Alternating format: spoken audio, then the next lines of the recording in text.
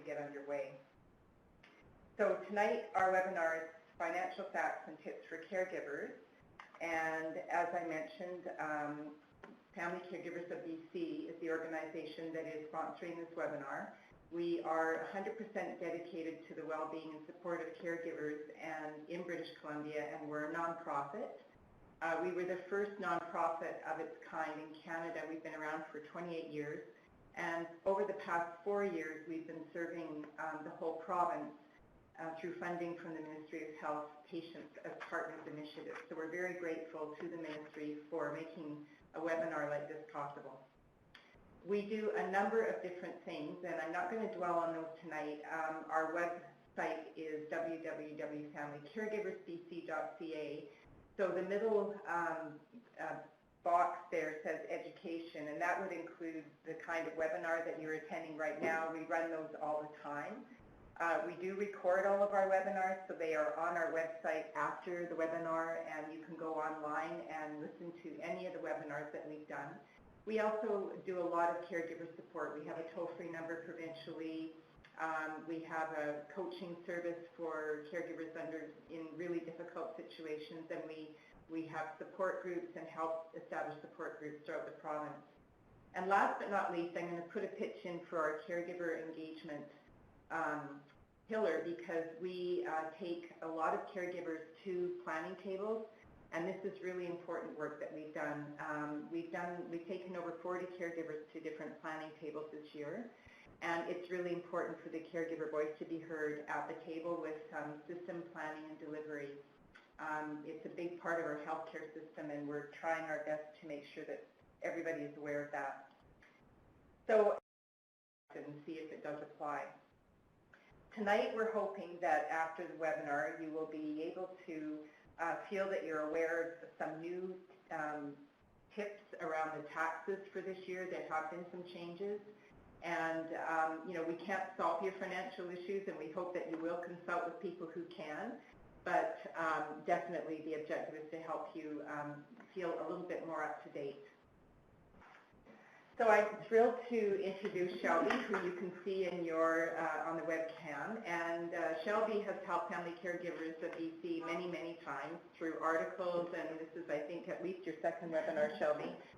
Shelby is with Liberty Tax Services as a franchise owner, and she just informed me that they're right across the country, and I didn't know that, but she runs 3 offices here in Victoria.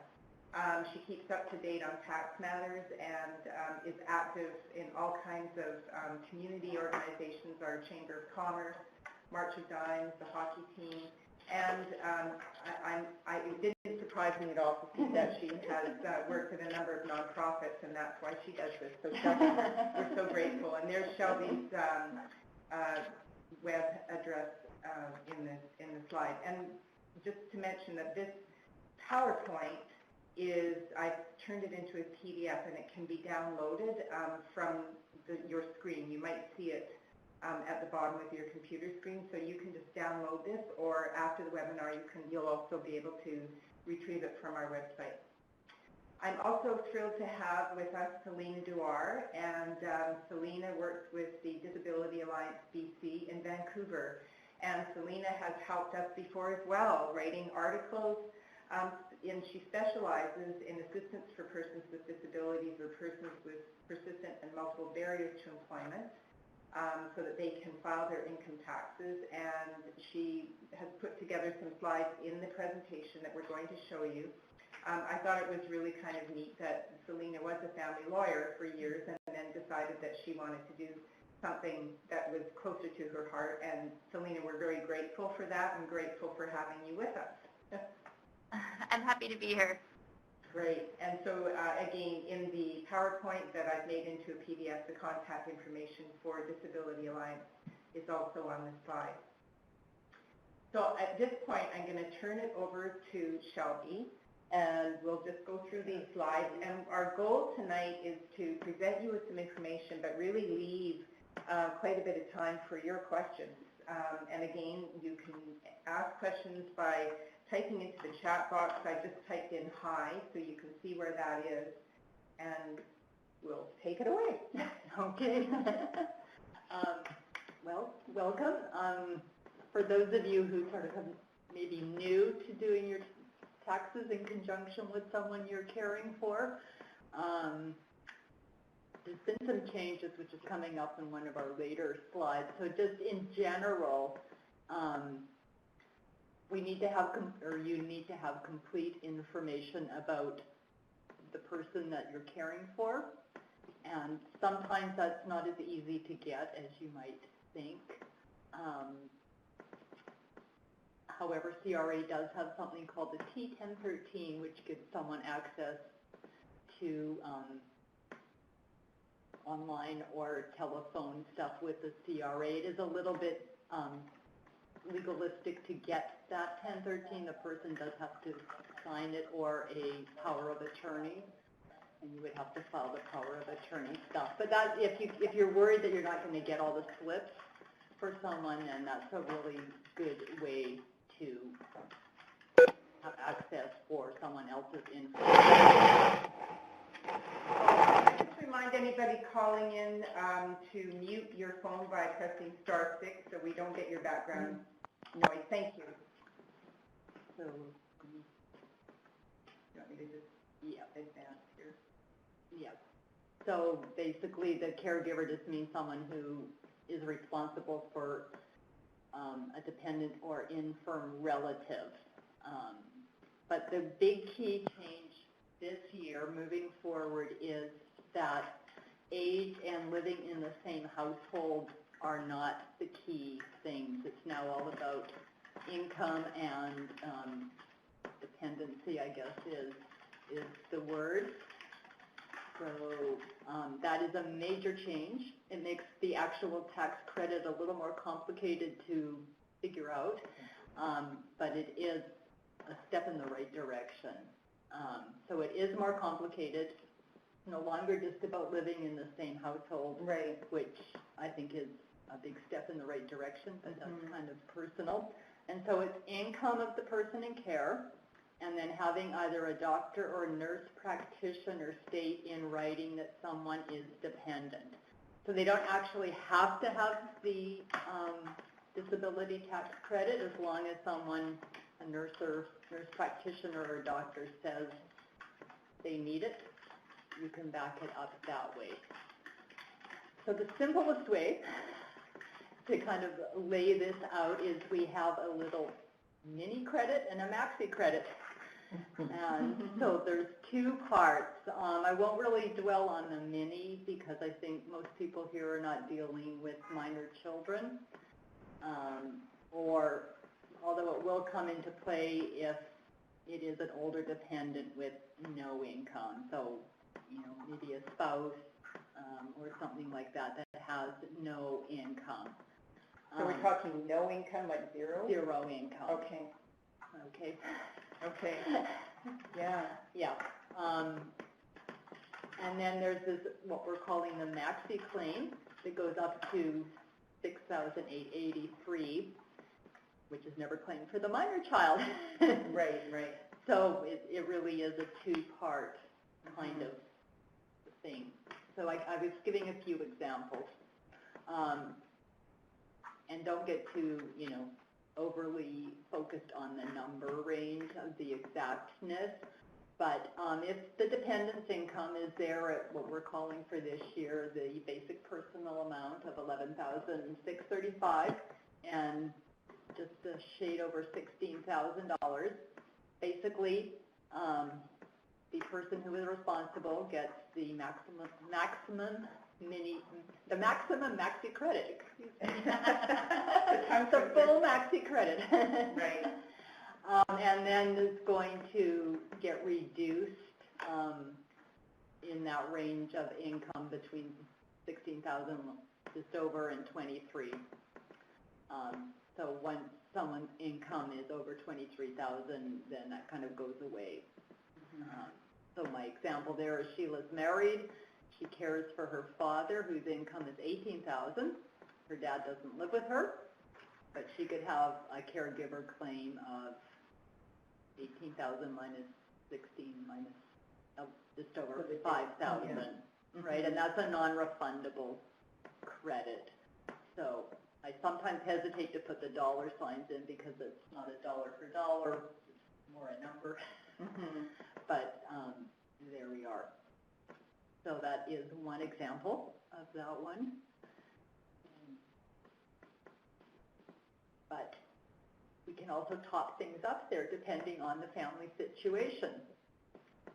So in that previous case, because Sheila was caring for her father, there's no other kind of credit except for that dependent one.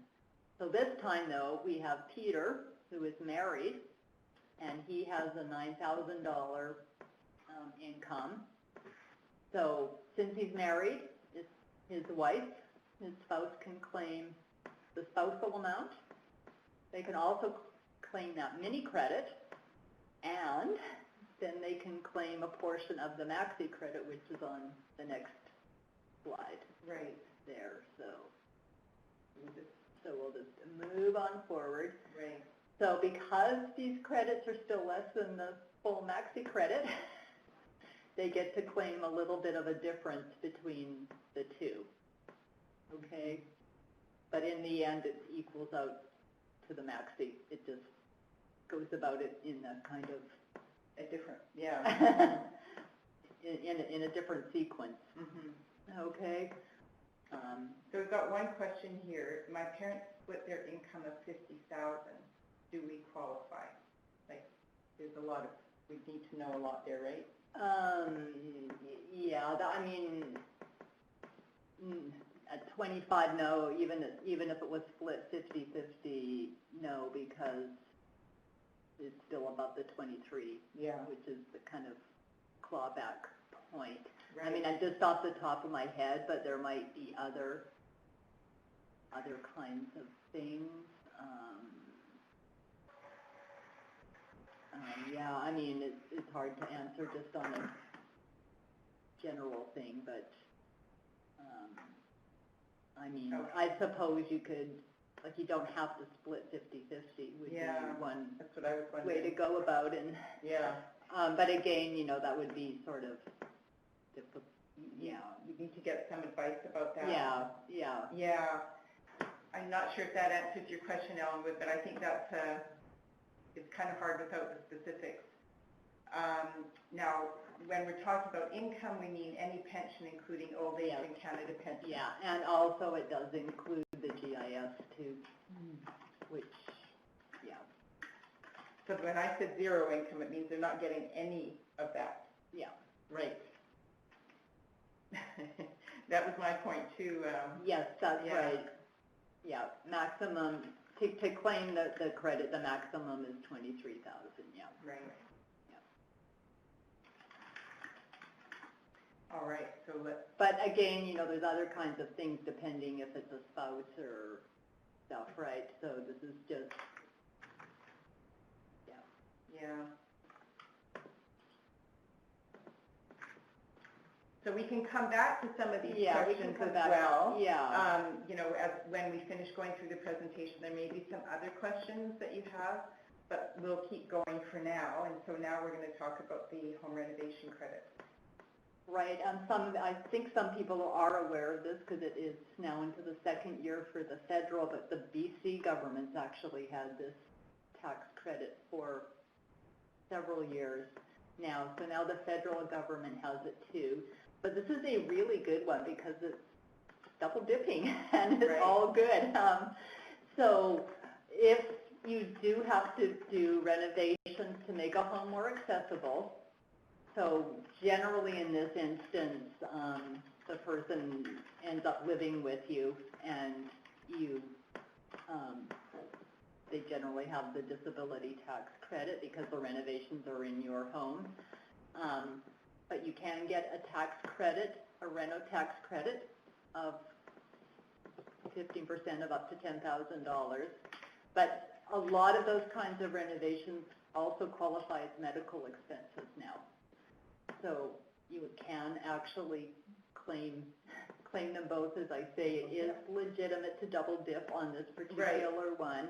I mean, the medical is always allowed, but record keeping is really key. and especially on the medical part of it, because it has to be you that paid for it, because you still get the deductible part, right, of the other person. If you're making the renovations for, say, a parent or something like that, their income, it's, you know, the 3% of their income, but you have to prove that you paid that expense. And CRA asks for receipts, and if you ever have to go through they call it a review, but you have to prove that you paid for those, and they're very picky. And so, yeah, it can be difficult because, of course, well, that's in any kind of medical, the receipts get people tied up because it's in one person's name, but someone else paid. And CRA works in a box and doesn't understand how the world works sometimes. But anyway, we won't get into that. Keep all the receipts and keep really good records. So there's a question from Sharon. Does the chair list qualify as home reno and medical expense? Like one of those stair lifts? I believe so, yes. Yeah. Well, it may not be a reno, but it would definitely be a medical expense. I would have to check for sure if it was a reno, because I don't think they're permanent. So I'm not They can be taken out. So I'm not positive that that's a reno. Yeah. But there's a list of things. I don't know all of them off the top of my head. Yeah. But it would be easy to look that up. All right. So, Selena, I think we've come to where you're going to talk about the disability tax credit.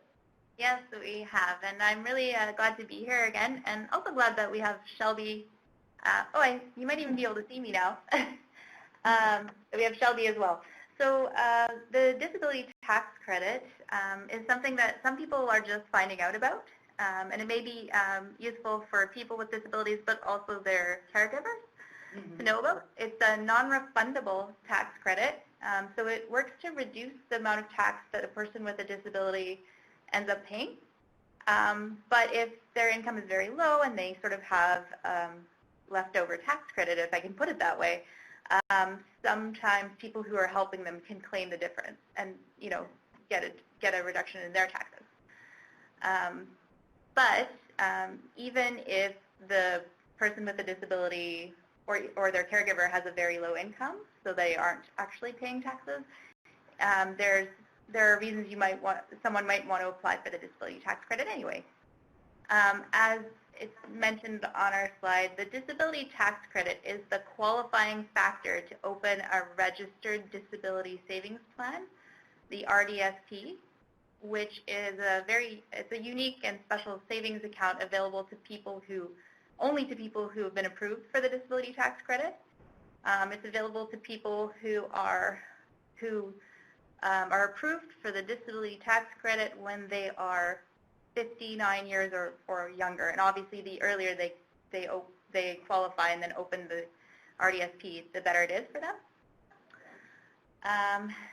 And also, as it says on the slide, for some people who maybe don't have a huge income but are earning at least a few $1,000s, sometimes they already qualify for an income tax, for the working income tax benefit, and there is a disability supplement on that can increase what they get back on their taxes.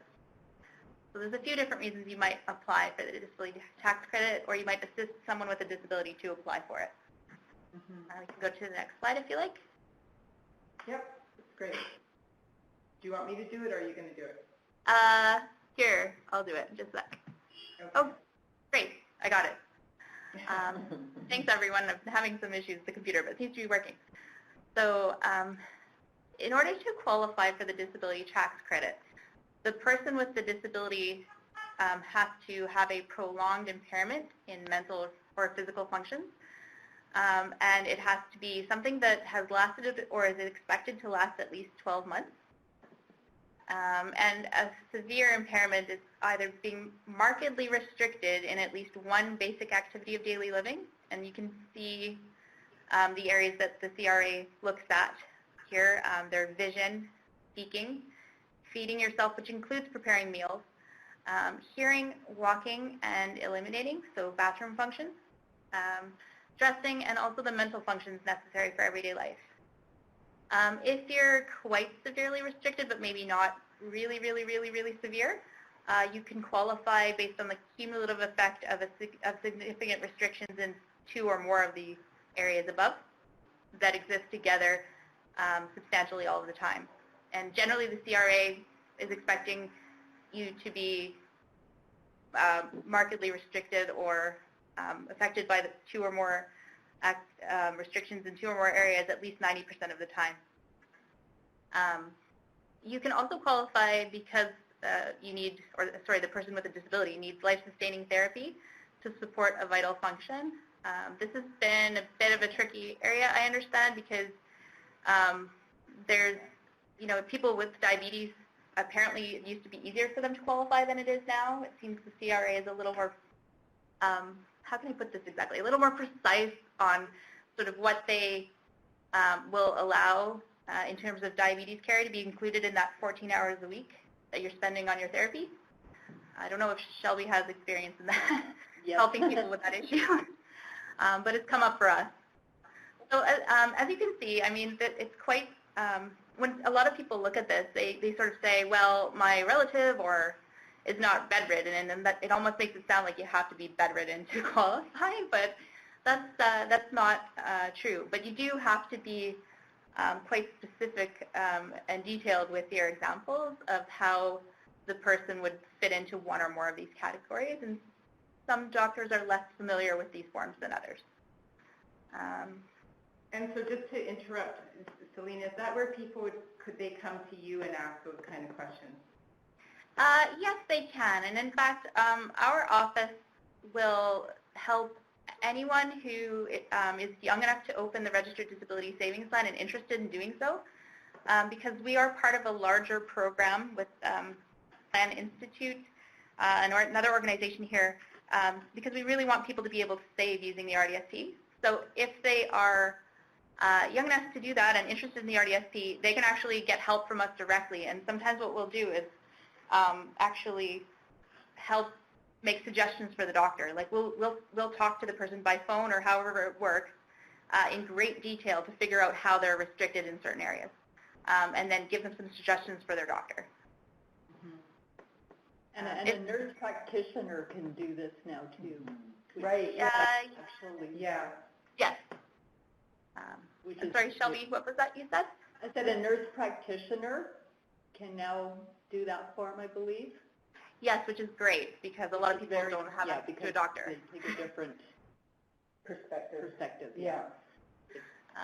So we're happy, because it's hard to find everywhere all over the province. It's hard for people to find doctors, or their doctor retires or whatever. So it's great that they have that other option. I have also, if I may be able to, because we're a smaller office, I mean, even if someone is not, they're maybe too old to get to open an RDSP, I have still sort of talked to people in general terms about the types of details they might include in the application, just to help guide the process a little bit. So you can always call us and we'll see if we can help you out.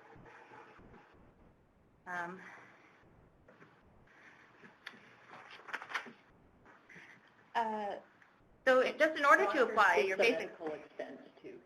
Oh, right. So the doctor's fee to get the form filled out is the medical expense. Yeah. Oh, that's a good point. Which is good, because apparently, I believe the College of Physicians was mentioning to us that some doctors charge as much as $200 to fill out the certificate, which can be very expensive, obviously. But yeah, I mean, basically to apply, there is a specific form available online. It's the T2201 form. It's called the Disability Tax Credit Certificate. And the doctor has to fill most of it out. You just fill out the first page. There's a couple sections that are mandatory, including the effects of impairment, which I believe is probably the most important section on the form. And then once the doctor fills that out, you have to send it into the CRA's office in Winnipeg, and it can take them 2 months or more to make the decision, right, Shelby? Oh, at least. And make a copy. Don't send it. For heaven's sakes, whatever you do, make a copy for a couple of reasons, okay, so the CRA can take, and frequently takes at least 2 months to decide. frequently they will also send a follow-up questionnaire to the doctor. So you might want to give the doctor a heads up that that's happening. One thing we're finding when sometimes we get contacted from doctors or clients, the follow-up questionnaire can be a little frustrating because sometimes it'll have questions that don't seem to apply, and sometimes it seems to ask questions that the doctor has already addressed. So, but it's important to answer the questionnaire, and if something, we've spoken to one person who handles appeals who suggests that if something doesn't apply, you say not applicable and don't just say no, the person's fine, because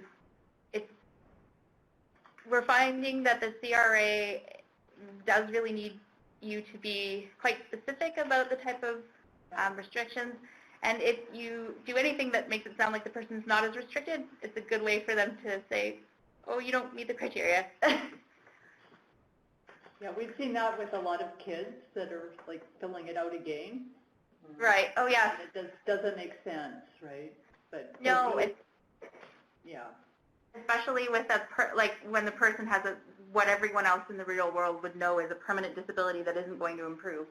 Well, right, or they're renewing it, and especially for the child with, different kinds of things. But yeah, it's really frustrating, right? Because they had it, and then they all of a sudden say no because of some box on the form. Right. Yeah, and the forms have changed a little bit. There's a couple of things that we don't consider ourselves to be experts, obviously. We're a nonprofit, but we've been doing this for about a year and a half almost. And as I say, we work closely with Plan Institute, which I think was, it's a nonprofit as well, but it was instrumental in getting the RDSP in place. But what we're finding is that the CRA frequently will approve a person for a certain period of time, and they do let you know, like on a notice of assessment, that that you have to reapply or that your tax credit may expire. But if you miss that notice, then it's not like they give you an extra letter or anything unless you call them and ask them. And we have had people who, they are approved and then they open a registered disability savings plan, and maybe they were lucky enough to be young enough to get some free grants and bonds, which I can talk about in a minute if it's helpful, which can potentially be worth thousands of dollars. But then all of a sudden they don't have the credit anymore, and they didn't even realize it expired. And if you have an RDSP, allowing the credit to lapse and taking no action can put that at risk. And if it's closed, you'll actually lose the free money that you got from government if you have free grants and bonds. So there are steps that you can take to remedy that problem. One of the things that you might do, if you realize that the person you're helping, you're caring for, has lost their disability tax credit, you may get their doctor to sign a letter saying they're likely to requalify for the disability tax credit soon, and then just give that to the bank and then worry about the application process, because as Shelby and I were mentioning, it can take months. Okay. That's where it's sometimes handy too to have your own, access on behalf of that person, because then you can check yourself on the CRA website to find out the date. It's true, and Shelby, that's where you guys are lucky, because we are we're a voluntary office in terms of the tax program, and so we don't typically have that authorization. I know. And the odd time when we have for a very specific reason, we found that the CRA takes at least 20 days just to process the paperwork. Sorry, I've forgotten the number of the form, but the form that you fill out or have the client fill out when you're going to be their representative. Yeah. Yeah, we just do it electronically, so that's sort of... Oh, you're so lucky. Well, yes and no. True. Okay. What was the name of that form? It's called the T1013. Thank you, Shelby. And that's the one to get access to... Well, the person has to give you access to be their representative. And I will say that CRA audits those like crazy, as they should, because it does require signed paperwork. Yes. But that's, I think, from why... my side of it, they ask me all the time for proof that someone has signed that form, and if I don't have it, I could, get in trouble. And I think that's why the nonprofits typically don't do that a lot, right? Exactly. Right. you know, and it is appropriate, I don't deny that, but sometimes it's Can be difficult, frustrating, yeah. Oh, somehow we lost the presentation. Not sure. Oh, what yeah. happened. Yes, I don't exactly. I'm to be honest with you, I'm not sure what happened there. It just sort of disappeared. Oh. Okay, let's just see here.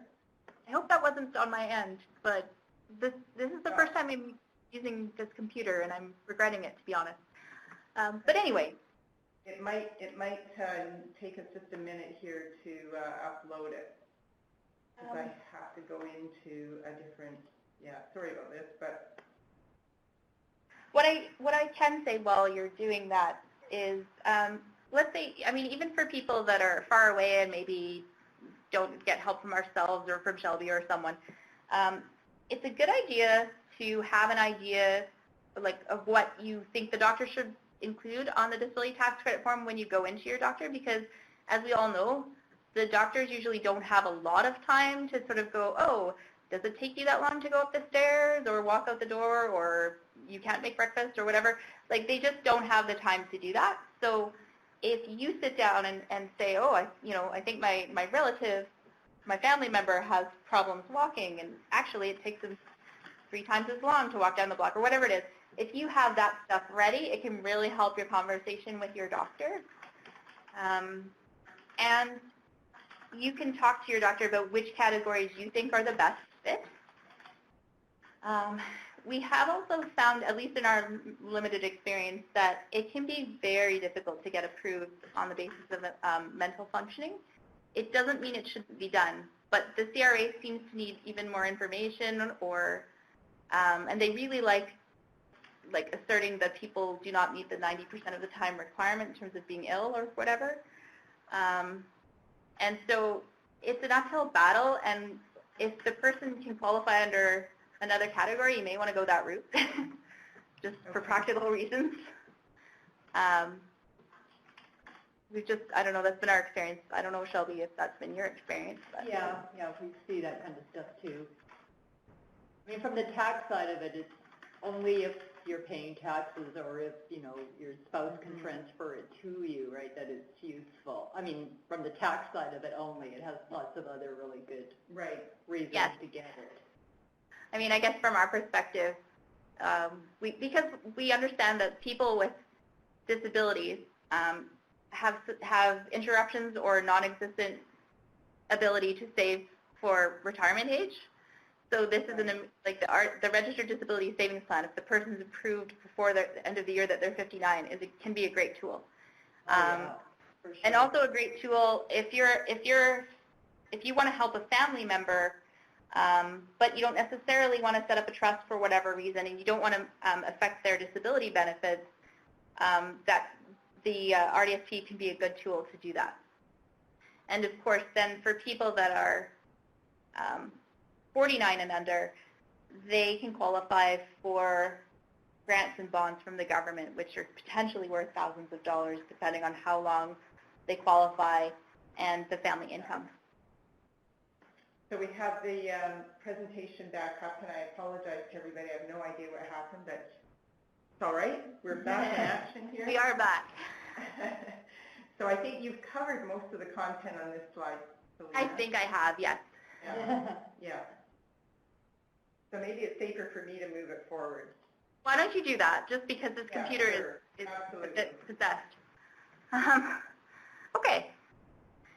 So it's really important to know, we get the question all the time, if myself or the person I'm caring for, they already have the provincial disability, so they automatically are qualified for disability tax credit. And no, unfortunately, that's not true. It's a strange bird, because there are people who will qualify for provincial disability benefits or CPP disability and who will not meet the criteria for the disability tax credit. And then there are people who work full-time and have the disability tax credit. So it's the only thing all those programs have in common is that the person has a disability of some kind and is restricted in some way. But it's a different bird. It doesn't mean just because the person has PWD or the CPP disability, it's not an automatic. You do have to apply. Having said that, some of the details, there is some crossover in the information that might be relevant. But one thing that we do see a lot of is a doctor saying this person cannot work, which is extremely relevant for CPP disability. I'm sure the caregivers are aware. Isn't particularly relevant for the disability tax credit because you could qualify even if you could work. So just to know that they are separate programs, it's not an automatic, and you really do need to specifically look at the criteria for the disability tax credit if that's what you're applying for. The disability tax credit can help reduce the amount of taxes somebody owes, and in some cases, because it can be retroactive, if the doctor says, hey, this person has been restricted like this for 20 years, CRA can approve them back a number of years. If they do that, then a person may get some taxes back, or it may reduce debt that they owe to the CRA. So that's helped people before. Yeah, that's a really big thing when you can do that retroactively. Yeah, it's amazing. It's definitely helped some of our clients. It's been really slow in the last few months, about the last year. But slow as in processing time? Yeah, since they closed Surrey and yes. everywhere else. We won't go into the CRA problems, but yeah, it's been very slow. It has been very slow, but yeah. But it's still very good. It is very good. And as it says on the slide, obviously, if it can help deal with past year's debt and stuff, in some cases the person ends up having no taxes to pay. And as I said, if they have sort of outstanding credit available because their income is very low, it can, in some cases, go to someone who's assisting them. And Shelby, there is one point that maybe you can speak to better than I can, because we always help the person with the disability. We don't sort of advise their family members. It says that a person can perhaps sort of use the remainder of the credit if the person's living in the same household. My understanding is, in fact, they don't necessarily have to be living in the same household as long as they can show that they are supporting that person. But maybe you know that better than I do.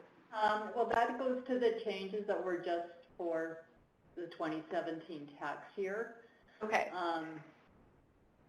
Now that you've asked that, I'm not sure. I don't think they can transfer the disability if they're not living in the same household. Okay. Okay, the caregiver stuff doesn't have to be in the same household anymore, like it used to be. But as far as the you know, disability thing is generally all about living in the same household. In the same household. So it's either a child to a parent or a spouse to a spouse. So it can't be transferred between people. Like between a parent who's helping even though the child lives outside of the Like a child can transfer it to the parent, obviously, and a spouse can transfer it to another spouse. And if, say, like a parent is living with an adult child, it can then, yes, but I'm pretty sure the disability is still all about living in the same household. Okay. Yeah, and it's something that typically I suggest people either talk to someone like yourself, Shelby, or the CRA, because I'm not totally clear on those rules. Yeah. So, I mean, there's different things. It doesn't necessarily just mean a big tax refund. Like sometimes people think it automatically means a tax refund. Right. And it doesn't. It doesn't always automatically mean a tax refund. Okay. No, but in fact, still, for a lot of... it's not necessarily a bad thing to have. No, like for a lot of our clients, they're excited about the opportunity to open an RDSP, and of course they would like money back, but even for them it ends up being worth it, even if they only have a social assistance type of income, which is not taxable, right? Right, yeah. So Gord has asked a question here. He's saying his wife and he both receive the disability tax credit. Do they need to separately apply for the provincial tax credit? Generally, no, because generally the tax, at least in BC, it's all harmonized. So, I mean, it depends on how you're filling out your taxes. But, I mean, if you're using software, it would automatically generate in both. If you're not using software, then, yeah, you need to fill in what's called the BC 428 and claim it. And the BC, you know, part is a little bit less than the federal part, but in a sense, it's sort of separate, but it's sort of together. So what is it, a BC, what is it? 428. Schedule 428, 420. That's the BC Okay. tax credit form, just like, Right. But I love the software because it kind of does it both. yeah, the software kind of does it there, Okay. depending on what software, and I can't speak for all of them. but- Mhm. And there was a question, just before we change slides here, going back to the stair lift. Oh. If I had a chair lift installed in December and February, can I claim both in 2018? Possibly. The rules with the CRA are a 12-month period. I mean, we generally default to a calendar year. Right. But certainly what you would do if you're going to have this, I mean, it may not be as simple because I don't know your whole situation. So if you paid for some in December, depending on your income, it might be advantageous to actually use that for 2017 and then in 2018. If not, you could make your 12-month period from December 1st, 2017 to November 30th, 2018. I'm doing that right now. But it just depends on a lot of other circumstances, right? Yeah. So I hope that's a little bit clearer than mud, but it just depends on what's the most useful. But of course, when you're going to do your 17, I mean, you could do a predictor, right? Because generally income doesn't change a whole lot year to year for people unless you're in a transition kind of thing. I don't know what's going on. I have to apologize. I don't quite know what's going on with this computer and our sharing pod. So if you've got your handout there, I think were you at the end of your presentation? Yes. Okay, so sorry folks. There's always a trick to these. Lower income I think that we're next on the medical expenses. Reading Sharon's question here. Okay, okay, so Sharon is in transition, going to lower income now that she's retired. Oh, so she's the, I think Sharon. Yeah, has the you, question with the about stair lift, Sharon, you have the stair lift. Yeah. I mean, again, without seeing your whole situation, I mean, the medical, oh, this is for your mom. So it's all about your mom's income, okay? Right. Because that all is, like, what you can claim is the difference between what you spend and the 3% of your mom's income. So it's really about her. And, I mean, yeah. So I would assume then that your mom's income is probably more stable.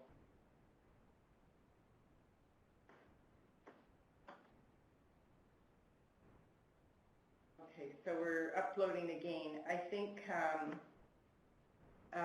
what our next slide is going to be about medical expenses. Okay, well, So we're getting there. Yeah, yeah. So I think it was about the expenses over 3% of net income. Yeah. Yeah. Yes, Yeah. that's what I have as well. Yeah, I think it's going to come up here, so. Yeah, I don't know what's going on, but. Oh, Yeah, so if you sort of figure out what is the, you know, I call it the deductible, the 3% of your income is like your deductible, and then you're going to get a portion of what's over that. So,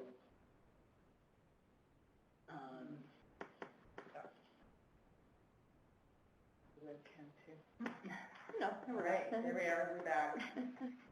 So, and I think you already mentioned, Shelby, about the importance of keeping your receipts. Yes, keep receipts, especially for big expenses. Yeah.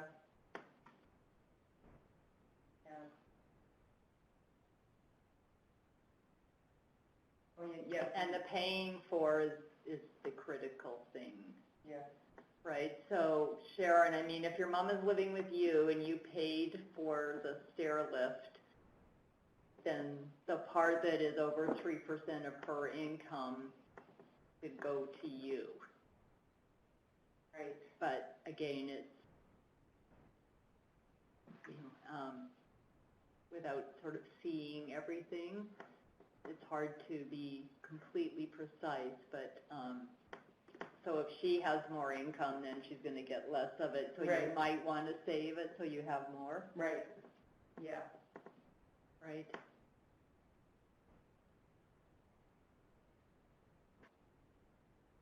Oh, yeah, this one. On the attendant care, yeah, that was from, you know, that hasn't changed, so. Right. But the residential care, I mean, either, like mostly in the residential care, you're claiming the whole residential care amount, especially if it's 24-hour, and the disability tax credit doesn't come into it because it's always, pretty much always more unless, Right. again, within a transition year where you have the disability, or the person has the disability and they may only have half a year or a few months of the home care, the nursing home care, then you might want to do the two. So do a lot of people know about this one? I think so. I don't know. Yeah, I just, I mean, I've never I heard don't of it, so I was know. interested. Yeah. Yeah, and it's all, and well, I think they do because the nursing homes now, since this came in a few years ago, their receipts are very clear. They state what part is attendant care Oh, okay. and what part is, because you can't really claim, Right. like just because you're in a home, you can't just claim like the whole thing unless it's specifically 24-hour care, because like people can't just write off their rent is sort of the way to Right, look at right. it, their room Okay. and board. My definition of residential is 24/7, Yeah. Yeah. as opposed As to a assisted nursing home, living as or opposed whatever. to, Yeah, exactly, yeah. that's the difference. And the province takes a percentage of the person's income if they're in residential care. Yes, yeah, I yeah. think it's Right. 80%. Up to 80%. Yeah. Yeah, right. Yeah. So residential care is kind of another thing, and when one, particularly when one partner goes into residential care, I mean, it sounds sort of sexist with this, but usually if it's the wife Right. that goes in, we end up unsplitting the pension. Yeah, that is Because- voluntary separation. No, it's not so much that. We just unsplit it because then the residential care is based on her Her income, income. and Yeah. you don't want her to Mhm. have more income, right? So often it's better for Right. the person right. with, to pay the taxes on the full pension than it is to have the nursing Right. home Yeah. fees, right? Mhm. Whereas, yeah, and you can't always predict that that's going to happen. Yeah, exactly. But it is kind of a nice thing to know that after the fact, you can, in that year, go back and say, oh, no, we don't want to split this pension anymore, and Right. the pensioner will take a bit of a tax hit, but it's generally less than what is going to be the cost of the nursing Exactly. home, right? Mhm. Okay. But you can't predict that at the time when you're filling out the taxes. Right.